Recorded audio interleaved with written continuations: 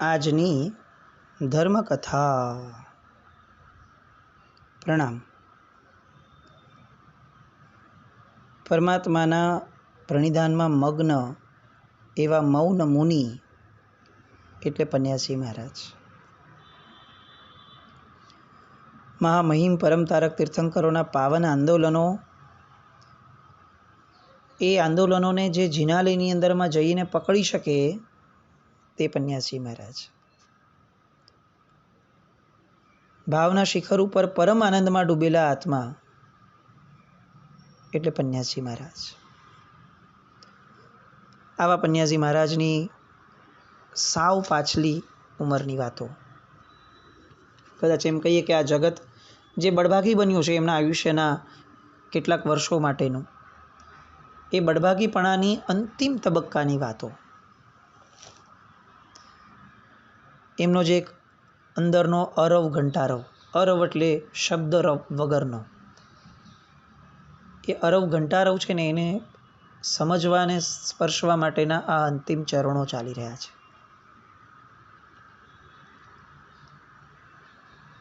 8 મહિના સાહેબ પિંડવાડ રોકાયા પૂજ્ય કલાપૂર્ણેશ્વરીશ્વરજી મહારાજાની સાથે, એ ચાતુર્માસ પછી પણ કુલ મળીને. પણ એ 8 મહિનાની અંદરમાં આજુબાજુના અનેક સંઘોને એવું લાગવા લાગ્યું કે પન્યાસી મહારાજની તબિયત આટલી બધી અસ્વસ્થ હોય, આટલી બધી પીડા, આટલી બધી વેદના આવા ઉત્તમ વ્યક્તિને લોકોથી સહન ન થાય. અને લોકો સ્વયંભૂ, કોઈ પણ જાતના પ્રચાર વિના સ્વયંભૂ લોકો નવકારના જાપ રચાવે, એમ્બિલના તપ રચાવે, પોતે જ જીન ભક્તિના કેટલાય અનુષ્ઠાનો સંકલ્પ અને પ્રણિધાનપૂર્વક કરે કે પૂજ્યશ્રીને સ્વસ્થતા પ્રાપ્ત થાય. અને આવા સામૂહિક અનુષ્ઠાનો આ 8 મહિનામાં ચિક્કાર થાય. સાહેબે દરેકના હૃદયમાં એવું કેન્દ્ર સ્થાન મેળવ્યું હતું કે કોઈ પણ જાતની પ્રભાવના, લાલચ, પ્રેરણા, જાહેરાત વગર પણ સ્વયંભૂ જોડાનાઓની સંખ્યા સેંકડોમાં થતી. કોઈ પણ વસ્તુ મુકાય એમાં. સાહેબની તબિયત માટે અનેક સંઘો, અનેક વ્યક્તિઓ પણ જાગૃત. એટલે છેક રાજનગરથી ભાસ્કરરાવ હાર્ડીકર વૈદ્ય પોતે એમને પણ લઈને આવતા શ્રાવકો. અને એ ઘણા બધા આયામો આપતા વૈદ્ય છે. સાથે કેટલીક વાર એવું લાગે કે એલોપેથિક દવાની પણ જરૂર લાગે, કારણ કે તાત્કાલિક ધોરણે અસર થાય એવું પણ, આ પીડા એટલી બધી, દર્દ એવું કે લોકોને એમ થાય કે તાત્કાલિક કંઈ અસર બેટર થતી હોય તો બહુ સારું, તો એલોપેથીને પણ યાદ કરાય. અને એલોપેથીના જે ડૉક્ટર હોય એ વારંવાર આવે અને સાહેબને એક સૂચના આપીને જાય કે સાહેબ 15 દિવસ તો હવે તમારે બિલકુલ આરામ કરવો પડશે. શરીરને શ્રમ નહીં આપો, શરીરની તાકાત જ નથી. એક શબ્દ પણ સાહેબ કોઈની સાથે તમારે બોલવાનું નથી. અને એ સમયે સાહેબજી એમની સામે જોઈ અને એમ કે તમે બધા જ મને વધારે માંદો પાડો છો. કોઈ દૂરથી વંદન કરવા આવ્યું હોય, માર્ગદર્શન મેળવવા આવ્યું હોય, અને હું છતી શક્તિએ એમને નિરાશ કરું તો મારી માંદગી વધશે કે ઘટશે? સામાની ભાવનાને દુભવવાથી હું કઈ રીતે સ્વસ્થ રહી શકીશ? અને ડૉક્ટરો નિરુત્તર થઈ જતા. સાહેબની આ જે કરુણા હતી, આપણને ઘણી બધી વાર અતિશયોક્તિ વગર એમ કહીએ તો એવું લાગે કે તીર્થંકર પરમાત્માની નિષ્કારણ કરુણાઓ હોય. એમની પાસે જનાર વ્યક્તિ એ પ્રશ્ન લઈને ગયો હોય કે ન ગયો હોય, દુઃખ લઈને ગયો હોય કે ન ગયો હોય, પણ એ સુખ મેળવે જ. અને પરમાત્મા આપતા ન હોય ક્યારેય, પરમાત્માથી અપાઈ જાય. આ તીર્થંકરપણાના જેના અંદરમાં જીવદળ પડ્યા છે એની આ સાહજિક અવસ્થા હોય કે એ કોઈ પણ ભવની અંદરમાં ક્યાંય પણ હોય, તેમ છતાં એનાથી એક ગુણ ક્યારેય વિખૂટો ન પડી શકે, એ છે પરોપકાર. અને સાહેબે પરોપકારની એવી જે ધૂણી દખાવી હતી એ આપણને આ જે વાત છે ને એની સાબિતી સ્વરૂપે લાગે. પિંડવાડાનું આ બીજું ચાતુર્માસ સંપન્ન થયું. બેડા, લુણાવા, પિંડવાડા ત્રણેય ભૂમિઓએ આ બંને યોગીઓ કલાપૂર્ણેશ્વરી મહારાજ અને પન્યાસી મહારાજ એ બંનેઓને ભાગ્યશાળી બની અને બંનેઓને આરાધ્યા છે. હવે નાંદિયા જવાનું થયું. નાંદિયા તીર્થની અંદરમાં ઉપધ્યાન 400 આરાધકોને રાજનગરના પદ્માબેન ચંદ્રકાંતભાઈ કાંતિલાલના પરિવર્જનો દ્વારા ઉપધ્યાનની આરાધના કરાઈ. આ દરમિયાનમાં એક નાનકડી પ્રેરણા સાહેબની કે જે આપણા બધા માટે બહુ જ લેન્ડમાર્ક કહી શકાય. ઘણાને જે પ્રશ્ન થતા હશે મનમાં મુમુક્ષુઓને, એની માટેનું સાહેબનું આ સરસ મજાનો માર્ગદર્શન આપતો પ્રસંગ છે કે બેડામાં જ્યારે સાહેબનું ચાતુર્માસ હતું ત્યારે કીર્તિરત્ન વિજયજી મહારાજ સાહેબ એમની સાથે હતા.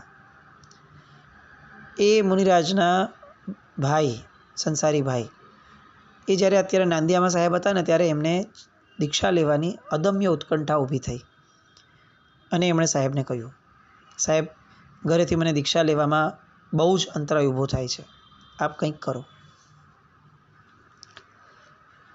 અને પન્યાસી મહારાજ એની સામે જોયું. હજી પન્યાસી મહારાજ કંઈક બોલે એ પહેલાં ફરીથી એમણે કહ્યું, સાહેબ મને દીક્ષા આપી દો ને, ઘરેથી ક્યારે શું થશે ખબર નથી, અને સાહેબ મારાથી હવે રાહ જોવાય એવી સ્થિતિ મારી નથી, મને સર્વવિરતિ વિના રહેવું જ શક્ય નથી લાગતું, અને આ બધા જ પરિવારજનો મને ક્યારે રજા આપશે એ હું સમજી નથી શકતો, મારી સહનશીલતા ખૂટી રહી છે. આવી અનેક વાતો પોતે બસ બોલીએ જ રાખી. અને કરુણાવાન એવા સાહેબે એને ત્યારે કહ્યું કે જો આ અંતરાયો છે ને એ ફક્ત નિમિત્ત છે, મૂળમાં તો તારા ચારિત્રાવર્ણીય કર્મો ખપવા જોઈએ. તને એવું લાગે કે તારા ઘરવાળા રોકે છે, તારા ઘરવાળા તને નથી રોકતા, તારું પોતાનું ચારિત્રાવર્ણીય તને રોકી રહ્યું છે. આ ઘરવાળાઓને તો તારું ચારિત્રાવર્ણીય કર્મ એમની પાસે વિરોધ કરાવડાવી રહ્યું છે. તો ઘરવાળાઓનો વિચાર નહીં કર, ચારિત્રાવર્ણીય કઈ રીતે જાય એનો વિચાર કર. ઘરવાળા તરફ દ્રષ્ટિ નહીં કર કે કોણ તારો વિરોધ કરે છે, મૂળમાં તારું જ કર્મ તારો વિરોધ કરે છે, એ કર્મનો વિચાર કર. અને પેલા ભાઈએ કીધું કે સાહેબ આપની બધી વાત બરાબર, પણ તો હવે ચાલો એને દૂર કરવાનો મને કંઈક રસ્તો આપો. અને ત્યારે સાહેબે શાસ્ત્ર સિદ્ધ એક માર્ગ આપ્યો કે 6 મહિના સુધી રોજ સ્વદ્રવ્યથી પ્રભુજીની પૂજા કર્યા પછી સોનાના વરખની આંગી થાય, અને એ પણ ફક્ત આંગી કરવા પૂરતી કે પ્રભુના શણગાર પૂરતી આંગી થાય એવું નહીં, એ સમયે સતત ચિંતન મનન થાય કે મને પણ આ સુવર્ણ જેવા શુદ્ધ સંયમની આંગી પરિધાન કરવા મળે. આવો ભાવ કરતાં કરતાં જો 6 મહિના સુધી સોનાના વરખની પરમાત્માને સ્વદ્રવ્યથી આંગી થાય તો આ ઉપાય કરવાથી ચારિત્રાવર્ણીય કર્મ નાશ પામી શકે. આપણામાંના અનેક મુમુક્ષુઓ માટે બહુ મોટી પ્રેરણા હશે. સર્વવીરતી માટેની ખેવના એ જેમ શુદ્ધ સોનાની ખેવના છે, એવી રીતે આપણું આત્માનું શુદ્ધ દ્રવ્ય પણ કંઈક આવા માર્ગે આગળ વધી શકે. એ પણ એક સરસ મજાની ખેવના, જેની માટેનો આ ઉપાય સાહેબ અહીંયા જણાવ્યો. પેલા ભાઈએ તો તરત ઉપાય અજમાવવાનો શરૂ થયો, અને મહાપુરુષોના ટંકશાળી વચનો કુદરત પણ ક્યારે નિષ્ફળ ન થવા દે. 5.5 પોણા 6 મહિના થયા હશે, અને બધા જ અંતરાયો દૂર થયા, અને મેં પ્રકૃષ્ટ ઈચ્છા મુજબ દીક્ષા થઈ. કલાપણસુરી મારા સાહેબ પાસે દીક્ષા થઈ અને નૂતન નામ મળ્યું મુનિશ્રી હેમચંદ્ર વિજયજી મહારાજ. આ ઉપદાન સરસ રીતે પૂર્ણ થયા. લાભાર્થીઓ સતત સાહેબની આજુબાજુમાં રહે. કલ્યાણ મિત્રો જે લાભાર્થીના હતા એમને પણ રેગ્યુલર કોર્સની અંદરમાં આ લોકો બોલાવતા રહે. સાહેબ હંમેશા બધાને એક જ પૂછતા સવાલ, આરાધનામાં કેટલું આગળ વધ્યા? બસ આવી જ ચર્ચાઓ થાય. છેલ્લા 5 વર્ષોથી સાહેબના મુખેથી નવકારની સાથે સાથે એક તત્વ હજી પણ બધા અનુભવતા હતા કે પ્રેરણામાં બહુ જ આવતું પાછળના વર્ષોમાં, એ હતું પંચસૂત્ર. અને લોકોનો એ અનુભવ કે પંચસૂત્ર ગણવા માત્રથી અંદરના રાગ દ્વેષ જે છે એ બહુ મોડા પડતા જાય. પહેલાં જે વસ્તુમાં ઇન્ટેન્સ ગુસ્સો કરવાની ઈચ્છા થતી, એ પંચસૂત્ર ગણવાના સતત અભ્યાસના કારણે એ ઈચ્છા જ ઓછી થઈ ગઈ. એવું નહીં કે પ્રયત્ન કરવો પડ્યો, સમજાવવું પડ્યું, મનને પ્રતિપક્ષી ભાવના આપો, જાતને દબાવો, ગમે તે કરો, કંઈ જ નહીં. સિમ્પલી પંચસૂત્ર ગણવા માત્રથી એ રાગ દ્વેષ મોડા પડવા લાગ્યા. આવું લોકો અનુભવતા હતા, કારણ કે પંચસૂત્ર ગણવાની પ્રેરણા જેના મુખેથી આવી હતી એના રાગ દ્વેષ સાવ મોડા પડેલા હતા. એવા એ પન્યાસી મહારાજ. લોકો એવા બધા અનુભવ કરવા લાગ્યા કે સ્વયંભૂ પોતે એવો નિયમ લેવા લાગ્યા લોકો કે જે મહિને સાહેબ પાસે ન જવાય એ મહિને ઘીનો ત્યાગ. એમના જે મુખ્ય શ્રાવક વર્ગો હતા એમના પરિવારજનોને આજે પણ આ વસ્તુ સ્મૃતિમાં હશે. જે મહિને સાહેબ પાસે ન જવાય, સાહેબ લગભગ રાજસ્થાનમાં જ હોય અને જે એમનો વર્ગ હતો મુખ્યતયા એ રાજનગર, મુંબઈ કે રાજકોટ કે આ રીતે મુખ્યતયા ફેલાયેલો. જે મહિને સાહેબ પાસે ન જવાય એ મહિને, એના પછીના મહિને ઘીનો ત્યાગ. આવી પ્રીતિ લોકોની સાહેબ સાથે, અને લોકોને અનુભવ પણ એવા જ પાછા. આમ લોકો કે જેમ પારસમણી લોખંડને સુવર્ણ બનાવે છે એમ સાહેબ આપની પાસેથી થયેલો બોધ એ અમને સુવર્ણ બનાવવા માટે સક્ષમ બનાવતું હોય એવું અમે અનુભવીએ છીએ. વર્ષો પહેલાં એક ઘટના આપણે જે લીધેલી હતી કે રાજકોટના એક શ્રાવક, એમની એક દીકરી જે નૌકારવાળી સાહેબે જેને આપી હતી ને એ ગળામાં પહેરી અને રમતી હતી. એમના પિતાશ્રીએ કીધું કે સાહેબ એને કંઈ સમજાવું કે ગળામાં ન પહેરાય. અને ત્યારે સાહેબે એક સિમ્પલ પ્રેરણા કરી હતી કે તારે ગળામાં પહેરવી તો ભલે પહેર, પણ તારે 108 મણકા ફેરવી લેવાના. એ દીકરી 18 વર્ષની થઈ અને નાંદિયામાં ઉપધ્યાન કરવા આવી. અને એ જ્યારે નાંદિયાની અંદરમાં એક આદર્શ શ્રાવિકાના રૂપમાં માથે ઓઢી અને આશીર્વાદ લેવા માટે આવી, એ પછીથી જ્યારે રાજકોટ ગઈ પાછી, ત્યારે વજન ઘણું ઉતરી ગયેલું લાગ્યું. શરીર ઉતરી જાય ને આરાધના કરી, ઉપધાન વગેરે કર્યા હોય એટલે. અને સહેજે સાહેબે કોઈ પણ કારણ વગર એ જ્યારે છેલ્લે વંદન કરવા આવ્યા ત્યારે એમને એમ કહ્યું કે સ્થૂળ શરીર ભલે ઉતર્યું એની ફિકર ન કરજો, કારમણ શરીર ઉતર્યું કે નહીં એનો વિચાર કરજો. જબરદસ્ત સાહેબની દ્રષ્ટિ. હવે એ દીકરી જવાની હતી વિદેશ. ત્યાં જઈને દુબઈ જેવો દેશ કે જ્યાં કંઈ જ મળશે કે નહીં મળશે ધર્મનું સાધન, એવો વિચાર પણ ન કરી શકાય. અને સાહેબની આ વાત કે કારમણ શરીર ઉતર્યું કે નહીં, ફક્ત એનો વિચાર કરજો. બસ આ વિચાર એણે એક કિક લગાડી. એટલું બધું ચિંતન, વાચન, પઠન, અધ્યયન થયું કે દુબઈમાં રહેવા છતાં પણ પ્રથમ ઘર દેરાસર દુબઈનું એ એમણે બનાવ્યું. પાઠશાળામાં અધ્યાપિકા બન્યા, ત્યાં દુબઈમાં પાઠશાળા ખોલી, સત્સંગના વર્ગો ચલાવ્યા. કેટલીય વાર કેટલાય ભાવિક લોકોને શત્રુંજય અથવા અન્ય તીર્થોની યાત્રા કરાવવા માટે ભારત લઈ આવે. આખી જે સાધના ઊભી થઈ એનું મૂળ હતું, નાના હતા ત્યારે ગળાની અંદરમાં રહેલી નૌકારવાળી કાઢવા માટે સાહેબે ન કહેતા, ફક્ત મણકા ફેરવી અને પ્રસન્નતાપૂર્વક એના મનને, નાની બાળકીના મનને જે સાહેબે સાચવી લીધેલું, આ એનો પડઘો. આપણે ત્યારે પણ વાત કરી હતી કે આજની પેઢીને જો આપણે ટેકલ કરવી હશે તો પ્રેમ સિવાયનો બીજો એક પણ રસ્તો નહીં ચાલશે. કદાચ તરત પરિણામ ન પણ મળે, પણ પ્રેમ જે પરિણામ આપી શકે છે ને, એ બીજું એક પણ તત્વ કે એક પણ માર્ગ નથી આપી શકતો. આ એનું જીવંત ઉદાહરણ. સાહેબજીના પ્રેમની, વાત્સલ્યની ધારાઓ, એના પરિણામો આમ એક પછી એક સાંભળતા રહીએ તો આપણને કમાલ લાગે. સાહેબની પાસે જે વ્યક્તિ આવે એ બધાને સાહેબ એક જ વસ્તુ કહેતા કે સંઘના, સમુદાયના, સાધકોના, ભક્તોના, અજૈનોના હૃદયમાં, આ બધાના હૃદયની અંદરમાં એક જ વાત પ્રસરાવવા માટે ખાસ મહેનત કરતા રહેજો જીવનભર. એ છે મૈત્રીની ભાવના અને સ્યાદ્વાદની દ્રષ્ટિ. એ પણ સાચો હોઈ શકે. આ દ્રષ્ટિ, હું સાચો છું, હું જ સાચો છું, આવું કંઈ નહીં. એ પણ સાચો હોઈ શકે, આ પણ સાચું હોઈ શકે, આવો સ્યાદ્વાદ. અને એના કારણે ઊભી થતી મૈત્રીની ભાવના મનમાં, બસ આની જ પ્રભાવના સતત સાહેબ જાણે બધાને કરતા રહેતા. અને એ જ સાહેબનો ધ્યેય સંસર્ગમાં આવનાર દરેકને વિકાસના શિખર સુધી પહોંચાડવાનો. સાહેબ સદૈવ આવું વિચારતા કે પર્યાયની ભિન્નતા કે ભેદના કારણે એક જીવના બીજા જીવ સાથેના સગપણમાં કોઈ ફેરફાર ન પડવો જોઈએ. બંને શુદ્ધ આત્મા છે.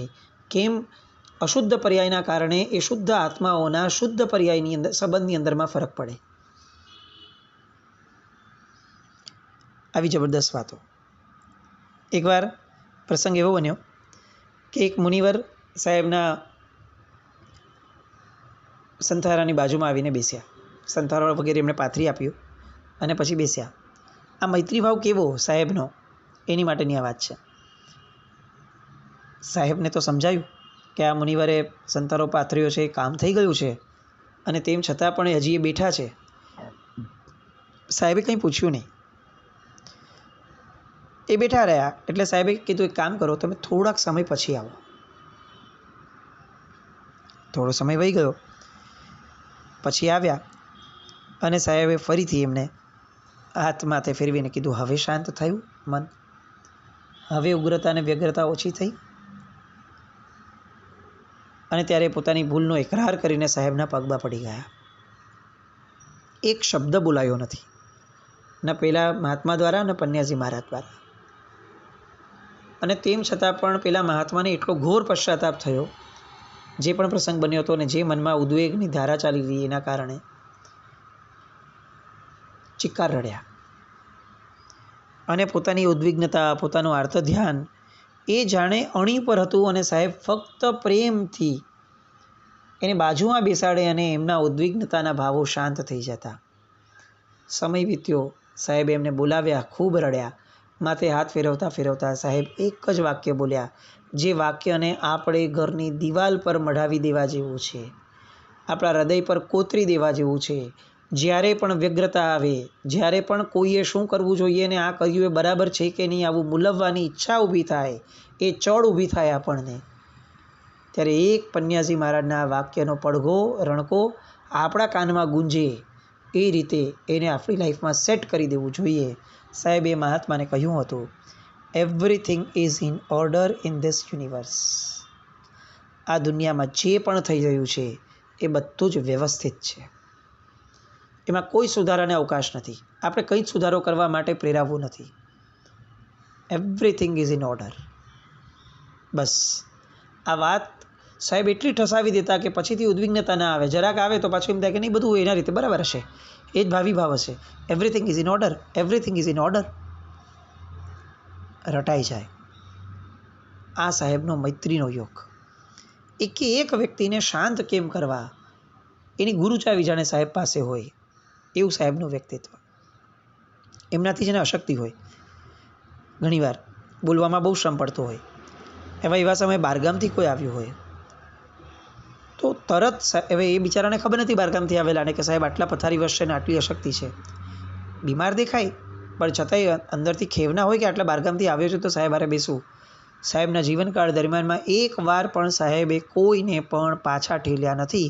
સફાળા બેસી જાય તરત અને બેસી અને હિતોપદેશ આપવાનું શરૂ કરે, સામાની જે ઈચ્છા છે તે પ્રમાણે અથવા સામામાં જે લાગે એ પ્રમાણે. એ સમયે મુનિષી જય બંગલ વિજયજી, મુનિષી જીનસેન વિજયજી એ થોડા અકળાય, અને અકળાય એટલે સાહેબની તબિયત માટે અકળાય અને પૂછે પણ કરે કે સાહેબ તબિયતની પ્રતિકૂળતા છે તો કેમ આટલો શ્રમ લો છો? અને ત્યારે સાહેબનો જવાબ રેડી હોય, પળભર અંતર થીર કરી પીયો, સાર જીન ગમ કેરો, સુગુરુ વચન એકાદું ચાખ્યું, પરમાનંદ અપાવ્યો. અમે શ્રાવકપણામાં નાનપણથી જ્યારે જ્યાં પણ કોઈ મહાત્માના દર્શન વંદનાર્થે જતા હતા ને, તો તે બધા જ મહાત્માઓને અમે જોયું છે કે બધા જ પોતાનું કાર્ય એક બાજુ રાખી અને અમને ધર્મ પમાડતા હતા. મારી માટે, અમારી માટે આ આચાર્ય ભગવંતોએ, મુનિ ભગવંતોએ જો આટલી કરુણા દેખાડી છે તો હવે અમારે તો ઋણ ચૂકવવાનો અવસર છે. કુદરતે અમને આ શક્તિ આપી છે જ શેની માટે? કે અમે અમારી ઉપર ચડેલા ઋણને ચૂકવીએ. તો આ ઋણ મુક્તિમાં કેમ આળસ અને પ્રમાદ કરવાનો? અને જો હું આ ફરજમાંથી ચૂકી જઈશ તો કુદરત ભવાંતરમાં મને મોટી ભેટ નહીં આપે. મારે તો મોટી ભેટ જોઈએ છે, આખા જગતની ઉપર પરોપકાર કરવાની. તો અત્યારે જે આવ્યું છે એની ઉપર તો હું કરું કે નહીં? અને પેલા બંને મહાત્માઓ એ સમજી જતા કે આપણને જેની ચિંતા છે ને એ શરીર એ સાહેબના આખા ને આખા પરિધિમાં ક્યાંય આવતું જ નથી. અને ચૂપ રહેતા. સાહેબની શાસન પ્રભાવનાની જે એક આખી ધારા, સાહેબની ભગવાન પ્રત્યેનું જે સમર્પણ છે, એ બધું એ ભક્તગણ માટે વિચારણીય પણ ન હતું. જેમની ડિક્શનરીની અંદરમાં નથી એવો શબ્દ જ ન હોય એવા આ મહાત્મા. કંઈ પણ થયું એટલે આ છે, કોઈ પણ વાત નેગેટિવ નહીં કરવાની, પોઝિટિવલી જ કરવાની. એમના કોઈ પત્રોની અંદરમાં પણ નિષેધાત્મક વાતો ન સમજાય, એમના આખા ને આખા પ્રવચનોની અંદરમાં કંઈ નિષેધાત્મક વાત જ ન હોય. આ ન કરવું એવું નહીં, આ આવી રીતે કરવું એવી રીતની વાત. કારણ કે એમનું ચિંતન જ એટલું વિધેયાત્મક અને આત્મસાત થયેલું હતું કે કેવળ જ્ઞાન પ્રાપ્ત ન થાય ત્યાં સુધી છદ્મસ્ત જીવોને દોષ રહેવાના જ. તો પછી એના દોષને આગળ કરી અને નબળી વાતો કરવી એ આપણને શોભે? એ આપણું કેવળ જ્ઞાન આવરાશે એનાથી. આપણે આપણી ચિંતા કરીને પણ સામા માટે નેગેટિવ વિચારવાનું બંધ કરવાનું. આવી ઉદાત્ત મનોવૃત્તિ જેમની હતી એવા જાજ્વલ્યમાન જીવનના ધારક પન્યાસી મહારાજ, એમની બીજી જાજરમાન વાતો એને ફરીથી સત્સંગમાં લાવવા આવતીકાલે ફરીથી મળીએ. જીનાજ્ઞા વિરુદ્ધ કંઈ પણ બોલાય તો મિચ્છામિ દુક્કડમ. જૈનમ જયતિ શાસનમ.